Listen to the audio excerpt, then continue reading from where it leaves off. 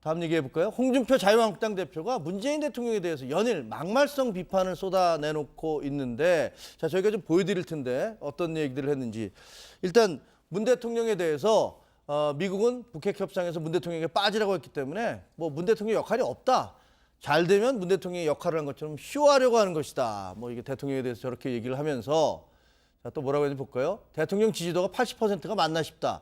내 주변에 한 사람도 지지하는 사람 없는데 지 혼자 지지율, 지 혼자라는 게 좀 너무 비어 같은데, 지 혼자 지지율이 80%라고 주장하니 어이가 없다.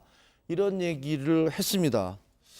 자, 어떻게 보면 상당히 좀 네, 이걸 어떻게 받아들여야 될지. 일단 팩트에 있어서 좀 안 맞는 말, 안 맞는 게 있는 것 같고, 또 표현에 있어서 너무 심한 것 같기도 하고. 우선 지지율 80%는 문재인 대통령이나 청와대가 주장하는 게 아닙니다. 그러니까요. 이건 여론조사 결과이기 때문에 이 대통령을 지칭할 때 이런 표현을 쓰는 건 정말 무례하고 제가 본 일이 없는 것 같습니다. 야당 대표가 그러니까요. 이런 식으로 하는 거. 그다음에 북핵 협상에서 문 대통령의 역할이 없다는 지난 어떤 북핵 협상에 있어서보다 이번에는 그 문재인 대통령의 역할이나 존재감이 부각되고 있어서 글쎄, 심지어 문재인 보유국임이 자랑스럽다 이런 얘기가 나오는 상황을 애써 외면한 것으로 보입니다.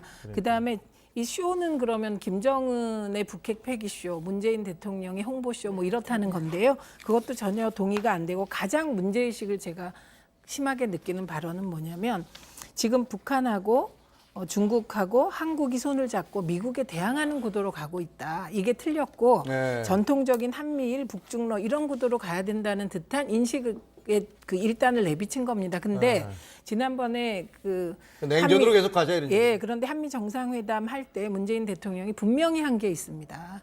결국은 이 북핵 문제가 해결되는 과정에서 첨예하게 대립되면 우리나라는 미국하고 손잡고 간다. 이걸 분명히 했기 때문에 저 또한 인식이 잘못됐고요. 무엇보다 하태경 의원이 그렇게 얘기를 했더라고요.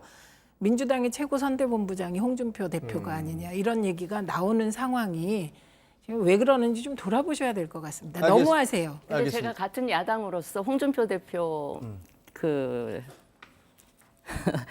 지적에 대해서 한 말씀 제가 디펜드를 조금 해드리자면 방어를 해주신다고요? 북핵 협상에 역할이 없다라고 한 말이 이낙연 총리가 영국 방문 중에 미국 쪽에서는 한국 측이 이 비핵화의 구체적인 방법론이나 이런 논의에 너무 깊숙이 들어오는 걸 원치 않는 것 같다라는 말씀이 한번 있으셨어요. 그러니까 그 말을 이제 받아서 했다 이거죠? 받아서 좀 과장해서 한 것 알겠습니다. 같고요. 이 과장했다는 게 중요하죠. 그다음에 이게 선거 때라 각을 홍준표 대표가 저렇게 세우는 것 같은데, 근데 좀 안타까운 거는 오히려 현장 분위기는 중앙당 쪽에서 각 세우려고 하는 분위기와는 동떨어져서 간다는 게 좀 자, 안타깝죠. 선거 때문에 각을 세운다고 말씀을 하셨는데 실제로 뭐 대통령에 대해서도 각을 세웠지만 홍준표 대표는 6.13 재보궐선거 국회의원 후보에 대해서도 어떻게 보면 이제 국회의원 후보인데 후보에 대해서도 개인적인 사람을 비판을 했습니다. 한번 들어보시죠.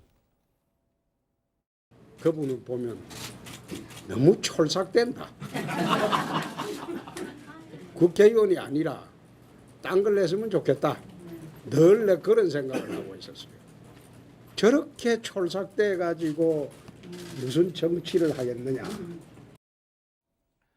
자, 무슨 뭐 경쟁당의 이제 후보인데 촐싹된다면서 이렇게 어떻게 보면 상당히 좀 인신모독적인 발언을 하셨는데 그 거기에 대해서 이제 당사자 그리고 저 유승민 대표도 반박을 했죠.